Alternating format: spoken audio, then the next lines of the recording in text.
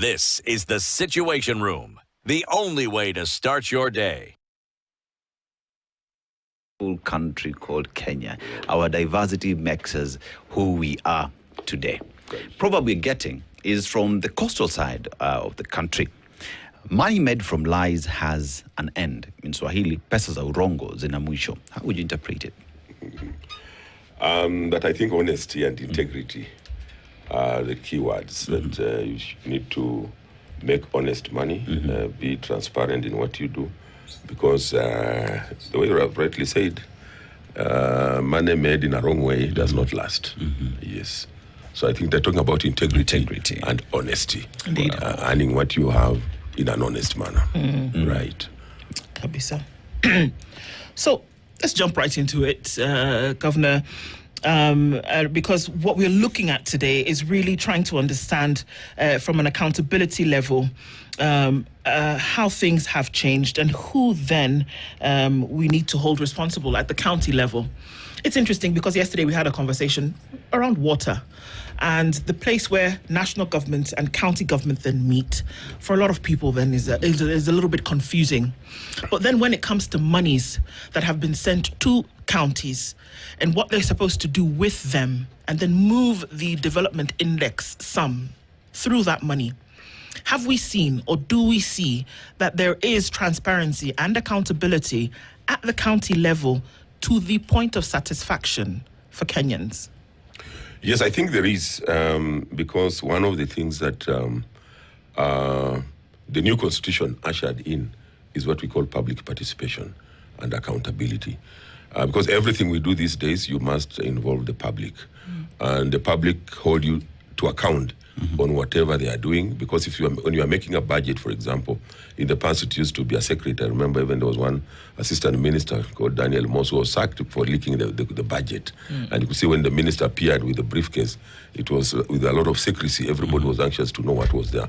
But these days, wananchi have an opportunity to participate in what they want. They alter some of the things that, say, the executive proposes. So we go according to what they want. And once they do that, when we go out to the public, because again, as the executive or as a governor, with your team and the members of county assembly, we again go to inspect the projects that we are implementing in their areas. So again, they participate. So that's how we account to the people. That's how transparent we are. And again, they hold you to account because the county assembly also does oversight. They call members of the county, the executive. They call I also go to address the assembly once just to give the state of the county address the way the president does for the National Assembly. So again, you account to the people through their elected leaders because we have an indirect democracy. So I think that is one way of engaging, and I think that's one of the very good things that happened with this new constitution. So there's accountability and transparency in what we do. We talk about accountability at the county levels, and there has been an issue for a very long time where governors have, for a very long time, said they're being held at ransom by their county assemblies. That we want you today to, using my a navigation, take me to Mombasa for a week or two. The governor says, no, the next thing is an impeachment that is on your desk as well. So one then asks the question, with all that has been there, has that stopped? Have the county governors bended to the whims of the county assemblies because there is always an impeachment card that they hold? Thank you very much. I have the advantage of having been a pioneer governor when Devolution just started in 2013 to 2017. And I can tell you the situation has really changed. And one of the things that we've been fighting for, and I want to thank, I think the president ascended to it and has been in discussions, that is the assembly's autonomy, financial autonomy, so that they can be able to handle their own resources. Because as it is now, it is still being handled by the executive. So the money comes, then we have to then allocate what goes to the assembly. So it becomes very difficult when you say you're the one maybe giving them money or they don't have the autonomy, again, to oversight you. I'm not saying I do it, but we are not the same. There are actually some MCAs who would who would threaten the governor that if you don't take us, for example, for benchmarking. Of course, benchmarking has been the word, in the devolved systems, that unless you take us for benchmarking, then we are going to impeach you. That has been there, but there's a lot of improvement. If I look at where we started in 2013, then it was 2017, then now 2020. There's a lot of improvement. Even the type of the caliber of MCAs that we are now getting is better than what we started with. When we started, most of the MCAs were those who transitioned from the local authorities who are called councillors under Cap 265. But now we have quite a number of very well informed MCAs, lawyers, engineers coming in. And I think 20 years from today, I'm sure that the members of the county assembly are going to be very learned people. It's going to be one of the highly competitive positions. And once you have that kind of caliber with their own autonomy, then it's going to work very well. They will not threaten the governors with impeachment. But we have also been making recommendations that, the threshold for impeaching a governor should also be looked at. I think the law needs to be checked. It's very difficult to remove a member of parliament compared to removing a governor. For example, I got 243,000 votes. And you can imagine now you want to be impeached by about 40 people, 40 MCAs. And then, for a member of parliament, you must sign, you must go to the High Court, the process must be very clear, because again, this is somebody who has been voted for directly also by members of the public. So I think that it has been there, but just to answer your question, there's a lot of improvement. Wow. However, Governor, just to pick on the point you've left on, the MCAs are the representatives of the people. Yeah. So as the same way they come and you work on the budget, is the same way they'll come and work on the leadership. So their need to impeach the government on merit, perhaps I agree is a conversation you need to have, but it should not be made so difficult to recall any elected leader on the basis that constitutionally they have not fulfilled the mandate. I agree with you, the conversation is necessary, but also we cannot belittle the MCAs because they sit in that county assembly on the basic that they are representing the local people who also elected the governor. Yes. So it's a conversation worth having. However, you mentioned, and I love that you are the first governor, so you saw the onset of the devolution and all the sunrise clauses on how to, devolve the government. When you compare the first term, or the first financial year that you had, what would you say was the on-source revenue? Because you've done so well, looking at your books. I think around 2022, when you came back, the county was around almost 400 million. Yes. But now you have 1 billion. You kind of tripled that. 1 point something, 1.2 thereabout. So when you compare the first term and this term, the numbers are giving. But as a voter from Bungoma, would you say they can see the value of the almost 2 trillion that has gone to the county in the last 10, 12, 13 financial years? Yeah, thank you very much. We have improved, just like you have rightly said. When we got in, it was a virgin land. There was nobody knew about devolution, so we had to set structures. There was still that hangover from the local authorities. We inherited most of the workers from the local authorities, and during those years, there was a lot of pilferage, there was a lot of leakage, so a lot of money was, people were just collecting and paying themselves in the local authorities. So now we had to put in place systems to make sure that we minimize pilferage and leakages, and that's why you can see the on-source revenue is improving. And one of the other ways that we did it was to try to go digital. To minimize human contact with money because it's very tempting. So we put in place a system that can be able to monitor on time, real time, on, say, revenue collection in Ichwele, in Kimilili, and what is going on. That is why you've seen there's a lot of improvement of the money.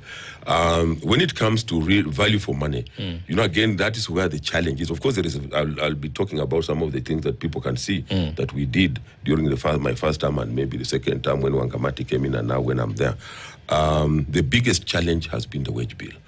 The wage bill has really been consuming quite a lot of percentage of our money because, again, we inherited, like I told you, we inherited very many staff from the defunct local authorities. So a lot of money has to go in payment of salaries, then recurrent, that is local running of the county.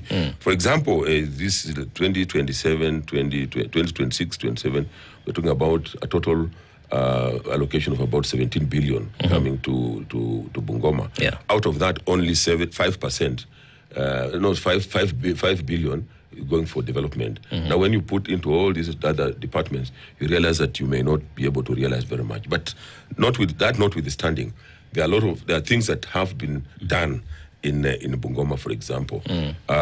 During my first term, I started put a tarmac road. It's a famous, when I mention people in Bungoma and people didn't know, it's what the famous Misiku Brigadier Road, which they allege has been launched many, many times. Yes. So we did agree that the national government was going to do from Naitiri to Brigadier. When I went, of course, I done a bit, but when my successor came in, he didn't do anything about it. So when I went back, I've done about 25 kilometers. So I only have 1 kilometer to go. That is the first tarmac road in that Tongareni constituency, the whole sub-county, and it's a very rich area. It's a rich area for us. Then during my first term, I put up the first public high-altitude training center in a place called Chemoge in Mount Elgon. In May, we launched the first phase. We had a marathon there. And what informed me to do that was the realization that Mount Elgon has very many athletes who have won even gold medals. They have brought medals for this country. So to tap into the talent of the youth there, I think that was a good strategic project. As we talk now, there is a modern market that we're putting up in Kandui, which it's about 98% complete, should be able to complete it. We have a modern stadium. Of course, I saw the other day people are running some negative, what is it called, news about it. But over the weekend, we had secondary school. The whole stadium was fully packed. Nobody took that to show around the world that now this stadium is working. Okay, that notwithstanding, again, we are completing it. We had a meeting with the minister 2 days ago. We want to put it up to standard so that we can be able to hold even international matches. Again, that is as a result of devolution. We have over 20 markets, modern markets also coming up, both jointly done by the national government and the county government. If you go to Kamkia market, I put up one of the biggest markets, which is going to give, again, dignity to the business people. With our roads that we did, although not in a big way, again, in Kapsokwen Cheptais for the first time, there's tarmac there.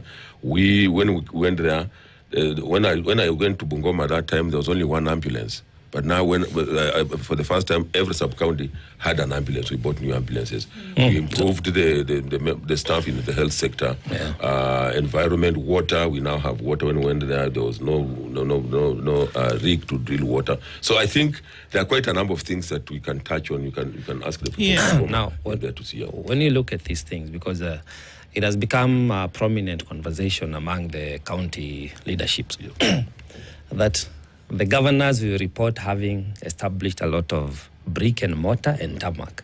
And that is supposed to be perceived as development by the people.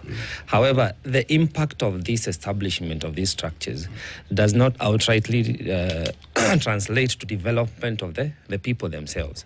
I ask this because you look at your county, the Bungoma County, 80 to 90% of your own source revenue comes from the health fees. So people would argue the people are kept sick to sustain the county government. In a manner of speaking. And if in the 13 years we have developing the health facilities, that should translate to development of health of the people. I think it would be in your interest to have less people coming to the hospitals, fine, because that would mean the few hospitals that are there would optimally function. So perhaps having that in mind, that it is not just about tarmac and concrete, is about the people. What would you advise or suggest for the county leadership to start devising mechanisms that will just develop the people? Because if the wage bill, like you say, 17 billion comes, 70% goes to the recurrent expenditure. 5% is left for development, and maybe half of that goes to brick and concrete. So the people really do not experience the development that they deserve. You know, they are related in a manner. And Bungoma has a high population. We're talking about now maybe 1.7, 1.8. And people fall sick anyway. That is a fact. That's why we're addressing, when I say they're interrelated, for example, we are now providing clean water the percentage has increased from the time we took over. It's now about 40-something. When we took over, it was about 28%. Now we are at about 47% coverage of clean water, thanks to our partners like Koreans, who have also brought water. Because once we address the waterborne diseases, then again that will reduce the number of people that will go to hospital, for typhoid and the such-related whatever. When we also talk about, for example, food security, because when I went there, again, I was one of the first governors to start a subsidy which has been running, that we give inputs, fertilizer, free fertilizer, and seeds to the vulnerable groups, just to ensure that we have food security. Because again, when you have people malnourished, people not having enough food, again, that can contribute to a lot of this sickness that we're talking about, and people going to hospital. So we all these things, you cannot isolate them, because if you are doing a road, then it will be able to transport the food from, say, Mount Kapsokony to Kimilili and other parts of the whatever. Then you're talking about the water, you're talking about the environment, you're talking about what. So generally, when that happens, then you're talking about the development of the people. Okay. Yeah. So the true development is measured as per how you can then move from one step to the next. If I look at some of the things that you've mentioned, this is actually just keeping people alive. You talk about markets where people can come, buy, sell. This food that they're selling or these wares are consumed within Bungoma. Water, access to water. Now we can drink clean water so we can remain alive. We do the roads so that we can move from point A to point B. We have food security to ensure that there's enough food, it's sustained, and there's longevity in terms of the process, and there's nutrition so we can remain alive. And then we making sure that there are no more waterborne diseases, so that water is moving, it's not stagnant, all of this, and that people have access to clean water so that they can, wash their hands, bathe, and all of this. But it just keeps people alive. Development is now when you move to the next step. And counties, interestingly enough, have been given that responsibility. That in the area in which you are in, what is it that is being developed? What does Bungoma grow? What does Bungoma make? What does Bungoma manufacture? That we can now look and say, you know what? We're not depending on cess so that we can pay ECD teachers. We're not depending on hospital fees so that we can subsidize maize. So what is being done in true development in this area? Or what are things that you can look at and say, actually, you know what? The true test of Ken Lusaka here would be that he has identified an area that can actually measure true growth. And what are some of those things? Thank you very much. It's true that first you must address the basics. Yes. Which we have done. And Bungoma is an agricultural county. And during my first term, and of course, that's why when there was a disruption, and that's why two-term becomes important. When you have a disruption, then you would have done it if they didn't bring yeah, because I had planned to put up a miller, to add value in Tongareni, so that as we produce maize, then we add value to it, value addition. That's what we are talking about. So we are talking about, for example, we have small ones, which are adding like tomatoes to make tomato paste, so that we don't have. My vision was not to have any raw food leaving Bungoma, but at least adding values. Even coffee, we have millers there, the coffee millers. We have one in Msese, another one in a place called Cheskaki, because in the past the coffee was being transported all the way to Thika for value addition. So those are the kind of things. We even put money in those millers so that we add value to our coffee, and also wanted to add value to the maize, because it's a maize producing area. Of course, Nzoia, who has been there, it's owned by the national government, but it has had challenges, but now it's on its feet after being leased out. And of course, we're also developing Matulo airstrip. We want now it to be an airport. That is our vision for it to. But as we speak now, next month we are going to start putting up a terminus, so that we are able now even to export some of the things that we are producing in Bungoma. So I think the long term, I want to agree with you that of course we want to focus on value addition to the agricultural products that we are getting there, because Bungoma is basically, we don't have minerals. We can only improve on the agricultural sector that we have. I mean, sugarcane, coffee, tea on the slopes of Mount Elgon. Actually, there was a plan to put up a tea factory. Again, that is still at the planning stage, but we have had to encourage people to plant tea so that it is enough. We don't want to start a factory, then we lack materials. Yeah. Then, of course, even during my first, I also served as a permanent secretary in the Ministry of Livestock before joining politics. When I was there, I put up a factory, a chicken slaughter factory, state of the art, to be able, because I know people rear chicken in Western Kenya and Bungoma. It's not something you're going to teach them. It has capacity to slaughter about 3,000 chicken in a day. Is it still active? Yes, it's still active. It was, again, when I left, whoever took over did not have the vision I had, so it didn't manage it the way what my thoughts were. But again, it is there, the machinery are there, and the intention was that, you get women groups, youth groups to rear chicken. And then, we have collection points. They pay the farmer.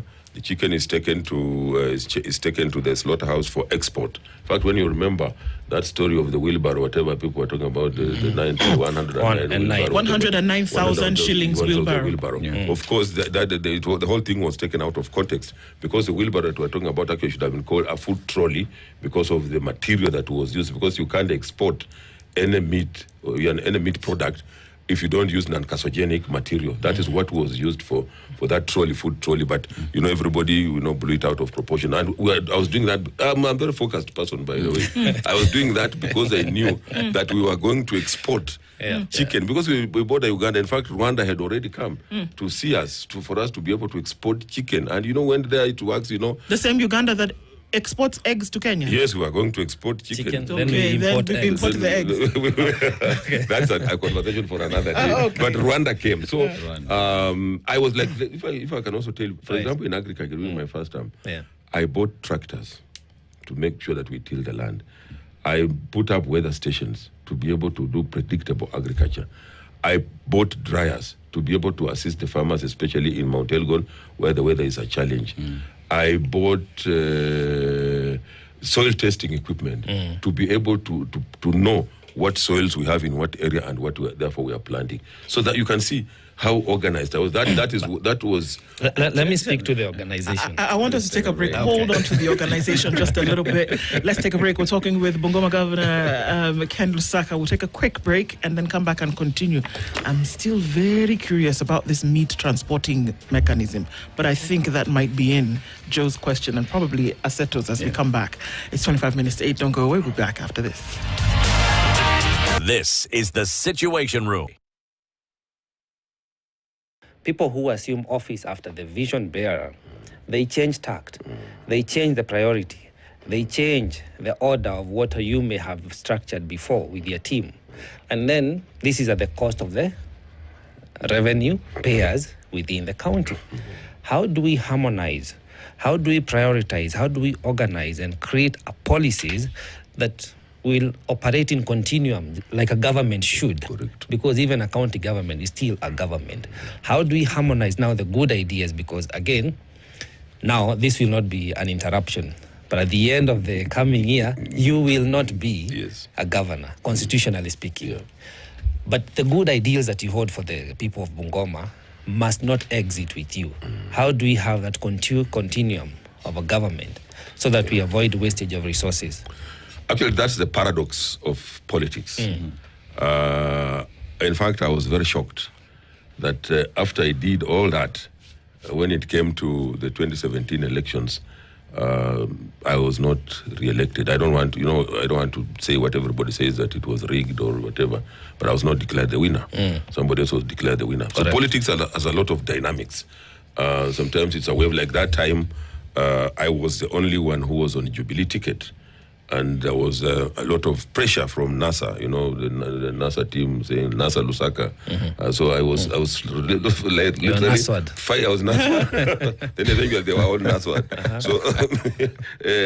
So there was that wave. So politics sometimes is not only what you do, but there are a lot of other dynamics that really come in. But I want to agree with you, because having served as a public servant, as a district commissioner, as a PS, there's normally continuity. When you go to another district, you just go, somebody hands over, and you continue with the projects that are ongoing. But in politics, sometimes there's no handing over depending on how you exit. Somebody can go very disappointed, doesn't even hand over, and whoever comes does not want to continue with what their predecessor was doing, because the credit then goes to the predecessor, and he may end up not having anything. So I think we need a lot of sensitization and maybe ring fencing the projects that are started by a particular governor. Because like even in Bungoma, there are things that suffered because I had left. There were roads, like there's a road called Lusaka Road. It's not me who gave it that name. Okay. It is the Wananchi who gave it, because it was a footpath. But I opened it up. It's like a bypass, and put tarmac, but I didn't complete. So when I went, it was just abandoned. When I came back, I completed that road and many other projects that my successor did not complete. But I have not done that because I'm a seasoned public servant and also a politician. When I went there, for example, there's a hospital that was started.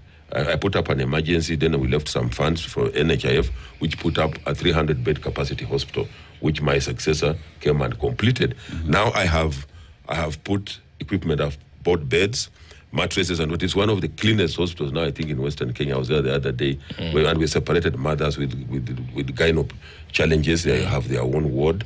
You go there and you can find their patients, but they are busy on their phones enjoying. The ambience is very good. You cannot even know it's a hospital. So we want to encourage that, because it's not personal money that you are using to put up those things. These are taxpayers' money. So I want to agree with you that we must have a system where whoever comes continues with the projects that were started before, maybe even embarking on other projects. The only challenge is, that bit of, so what will I say I did? Should time run away? And again, that's why I think the framers of the Constitution knew what they were talking about when they talk of 10-year period, for you to be able to deliver things that can be seen, because 5 years is really short. Because as you start... But the period is 5 years, just for correction. Constitutionally speaking. 5 years, then another 5 years. It's 10 years. The 5 years break, just like football. You have half-time. 45 minutes half-time, then you have to go. But a substitution can come into play if the people are not satisfied. Yes. Constitutionally speaking. Governor, there have been odd queries that have been raised, especially when it comes to counties and how they manage resources. And I'll just focus specifically on what have been raised by the Auditor General in Bungoma County. So there is an issue of unremitted statutory deductions and salary arrears that have amounted to 1.7 billion shillings, and that is the Auditor General speaking. Now we have question of as well pending bills in the counties that continue as well to be a problem, because that means individuals who supply to the county are today impoverished because they've not been paid over the same. As well, there is wastage that exists in Bungoma County. You talk about the first term, you call it non-carcinogenic food trolley. Right? At the time, it was a wheelbarrow. But that notwithstanding as well, there is an audit query that landed on the Senate where, Governor, 3 million shillings for a Christmas tree is third amount of money for a Christmas tree. And with all this, then one asks the question, as the counties continue to, you've moved in for on-source revenue, 1.3 billion, you're doing well on that side, but you're not seeing value for money. Where's the problem when it comes to accounting for the monies that the county has and the value that Wananchi should get? Let me start by the easier one of 3 million. That was just wrong tagging. And we try to explain to, sometimes that's why we're saying that let people also be honest.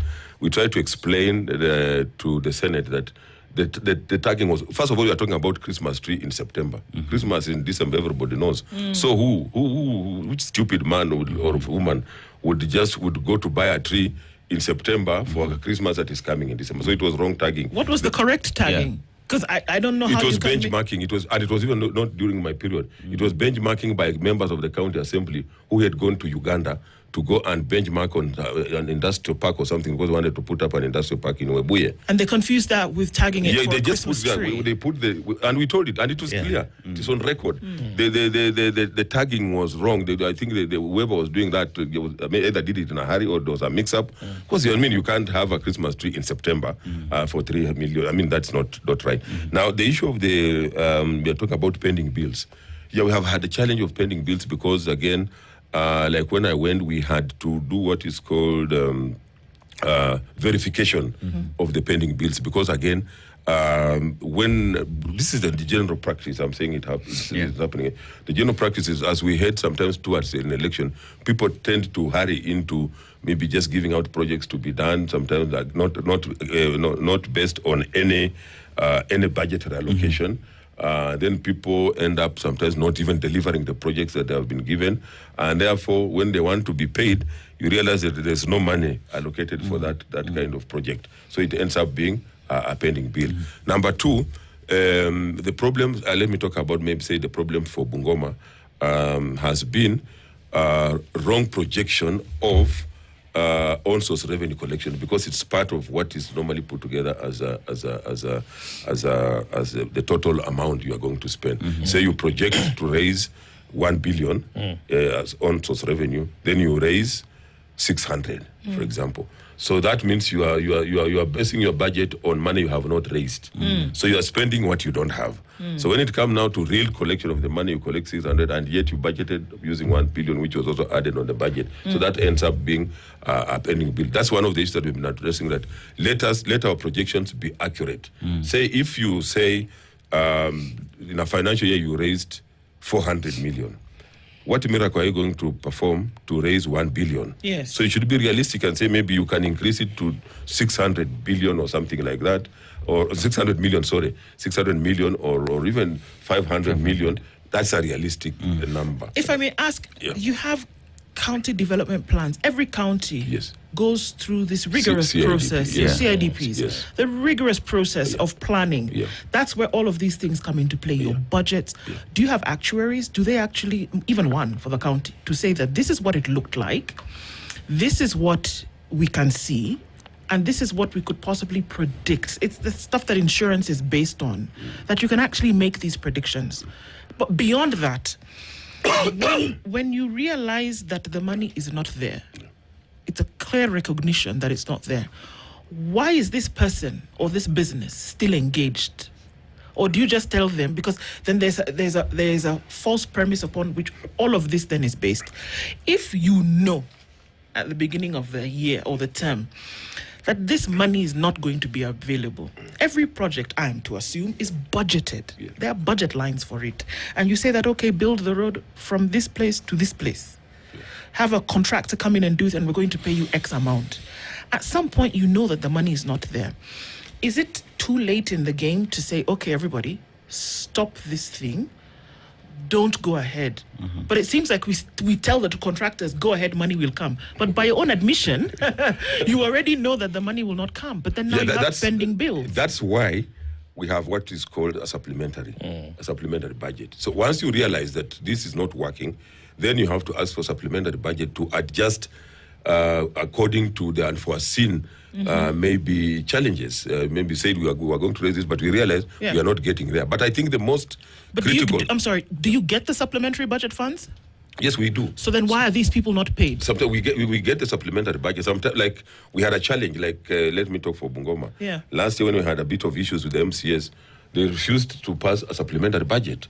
So therefore we were stuck. So again, you are not working in isolation. The budget must be approved by the county assembly. So when it is approved, pardon? You get the money. Pardon? When the supplementary budget is approved, it's approved. Yes. Even if it is not approved 100%, there's money that comes in.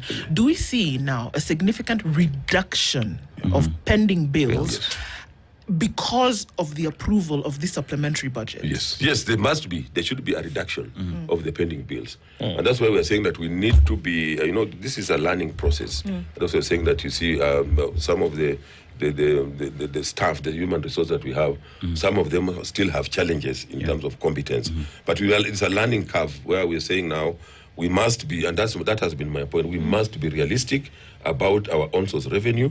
Let our projections be accurate. Number two, let us verify the projects that we are going to pay for. And that has been done, because there are also projects. What brought down, we realized when we did the verifications that there were ghost projects, which were done, which were supposed to have been paid by the previous administration, and we said, no, we are not going to pay for any project that we have not checked or verified that this was a project. Again, when we realize that, we find that reduces the pending bills, because if it's fake, we'll not pay. Governor, that speaks to internal controls, Yes. where that then, if we are proceeding with a project, or rather we have been pending bills based on projects that do not exist, it speaks to a weak internal control mechanism. And with that, even senators themselves raised it in terms of internal audit committee that was absent at the time.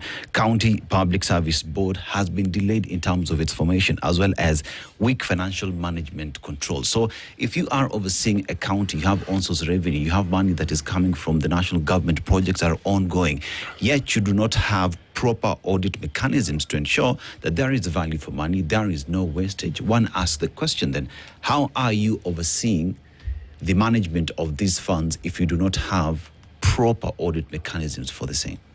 We have an internal audit. We have internal auditors. Yeah. Maybe their competence may be the issue, but they exist because that's a requirement that you must have an internal auditor. So they were there, and sometimes you see when the what are they called? The external auditors come. Sometimes they may come at a point where they don't find something in place. That is why when we go to the Senate, we go to clarify.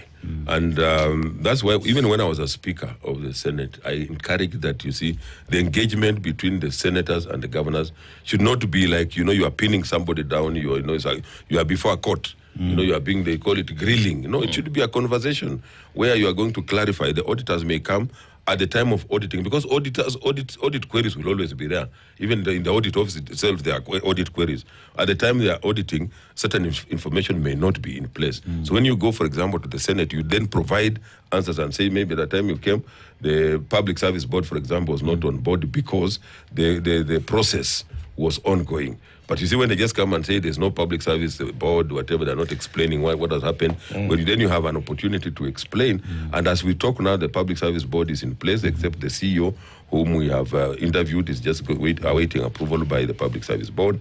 Then you talked about some audit of 1.7. What was it about? Maybe just on... The 17 billion that comes. No, the statutory. Yes. The Statutory deductions. Yes. Not Very limited. Very limited, yes, yeah. I think that was an error that was committed by the previous administration. I don't know why they were not remitting, but as we speak now, my administration is up to date in terms of remittances. Governor, before you Governor, you've just mentioned something that I think is a gap that exists in the county. If you have an internal auditor whose competency is suspect, then what exactly are they doing in office? And perhaps you knowing that you need to have someone with the competency to do their job, how are you fixing that? Yeah, of course, we have already advertised to get a competent internal auditor. Those are the challenges that you will face in any system. Has the current one been fired? Yeah, the current one has now been taken, or is on leave. So we are trying to get a competent one to come. Paid leave or non-paid leave? I don't know. You see, there is, and I'm echoing his sentiments, Governor. Yeah. You see, you are a long-time and long-term civil servant. Yes. And I believe you're also a businessman. We all are. A small business. Yes. The scale is irrelevant. It is the policy that is important. Yes. And what I'm alluding to is that I know for a fact you would not tolerate incompetence in your own personal business, whether at home or the small business that you run. Bungoma County has been in existence for almost 15 years. But the people of Bungoma continue to suffer, like many other counties, continue to suffer because of the incompetence that is tolerated by the leadership, either because of political appointment or political affiliations that limit. Some of the governors say, my hands are tied. There's nothing I can do about that particular person. The same way we're talking about an internal auditor whom we know is incompetent for the people of Bungoma, but now their fate is hanging. Yet we have constitution, we have regulations and bylaws. So my concern is on the high tolerance of the incompetence, which results to wastage of resources. Earlier on, you alluded like perhaps in 20 years, we are going to have more qualified, higher caliber of MCAs. Yeah. I think we cannot wait for 20 years. We only have 1 year. By 10th of August, the people need to decide the quality of leadership they need to have that will ensure transparency, accountability, and competence. Let me tell you, that's my wish. Democracy is very expensive. If you tell people, thieves to vote, to take a vote, and they are the majority, they will vote in a fellow thief. That is the price you pay for democracy. Because, you sensitize people, and you cannot force people to vote for a particular... They say people get leaders they deserve. You cannot force people to vote for a particular person. That's the scenario we would want to have. And with sensitizing people, look at a competent person, look at someone who's gone to school, look at whatever. But when they go to vote again, they do their own things. Again, in public service, sometimes, somebody comes because, you are subjected to an interview. I've been a public servant, like I told you, for a long time. Somebody comes, he looks very good, you look at his papers, perfect. The way he responds to questions, perfect. But the taste of the pudding is in the eating. Now you give that particular person a job, and then he can't perform. Removing that person again is a process. You don't just wake up and fire him. You must build a case to be able to then send him maybe home. Because again, our people are very litigant. You send him away. The next thing is you are in court. Then again, the court says, no, this guy, you should not have done ABCD. He's brought back, and then the county ends up paying a lot of money. But the principle should be, we get competent people. Yeah, I think that's So, when you look back in your first term as you come to the top of the hour, are there any pending bills from your first term that have not been paid, 2013 to 2017? I can't recollect the figure. There could be, but not many. Because again, what happens? We go back to the same question that we are talking about. That when there's change of leadership, whoever comes will sideline, and that's what happens. He will sideline bills maybe incurred by the predecessor governor. He will say, no, that work was not done during my time, so he wants to focus on work that is done during his period. So I can't recollect, but I think quite a number of them have been cleared. There are some that I came and still found, and then people are saying, when we went, we were also abandoned. We were left there. I asked that because we're coming to the end of your second term. Yeah.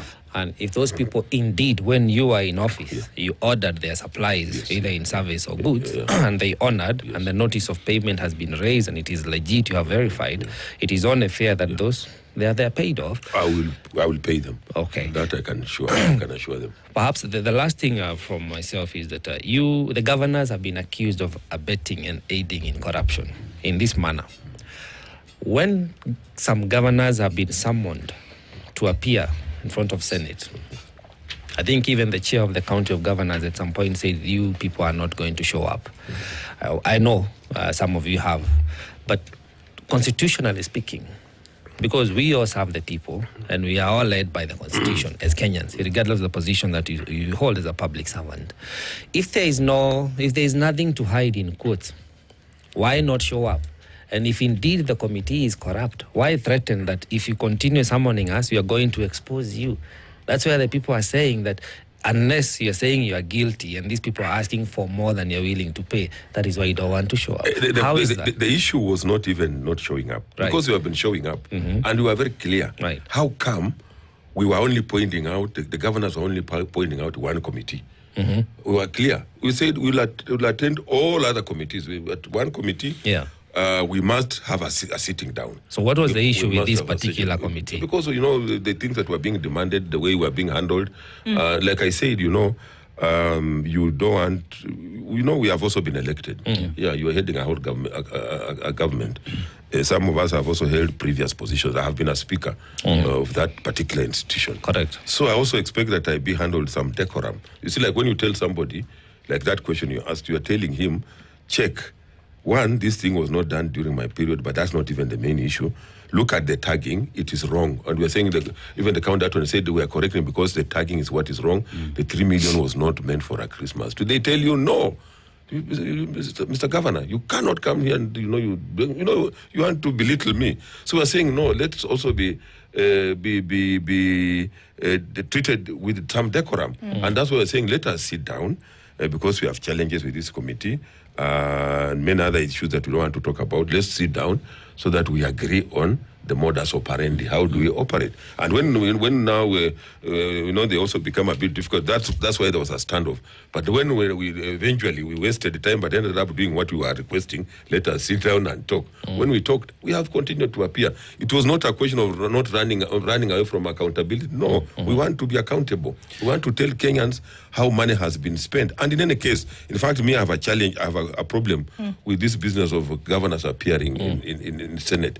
Because you see, like in the national government, the president is never summoned to appear before the National Assembly to account for whatever. Actually, the that's minister, maybe that should be the case. no, the minister should appear. Even when I was in the ministry, as the accounting officer appears, I was the one who was appearing before the National Assembly to account, because I'm the one who accounts for the money. Sure. For example, in the counties, I am not the accounting officer. So your CEC Finance is who you're saying should appear before Senate? Yes, the CEC Finance and the chief officer. In fact, the chief officer of finance. Yes. And all chief officers should be there to account, because you see what happens. I go there, the governor, because they just want the governor to be there. I go and read what they have written for me.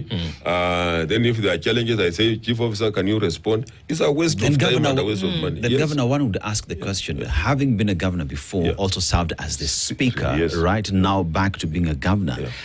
What is the relationship between governors and the Senate, with the Senate having constitutional rights to be an oversight body of the counties? You can do it in a better way. That's what I'm saying. That oversight is not calling a governor there just to belittle him, and you are recording, you have your own gadgets, and streaming live, and then they say now the governor is being grilled. Is that kind of drama is unnecessary. We really need to have. And let me tell you, if you recall, the first term governors and senators, the relationship was acrimonious. 99% of the governors were not agreeing with the senators, because again, people did not understand their roles. I think during the first election, senators thought, those who went for Senate thought it was going to be a better job than the governors, only to realize that now it was not the Senate like they had no US. budget. They had no budget. The governors are the ones who had. So this created, you remember, it was even physical. I remember the governor in Nairobi almost, I think they fought with the Songo and Kidero. So when I went there, at least I narrowed the gap between the governors and the Senate. I said, no, let's have a conversation. We all belong to the Devolution family. So if there are issues, let us just go and address them.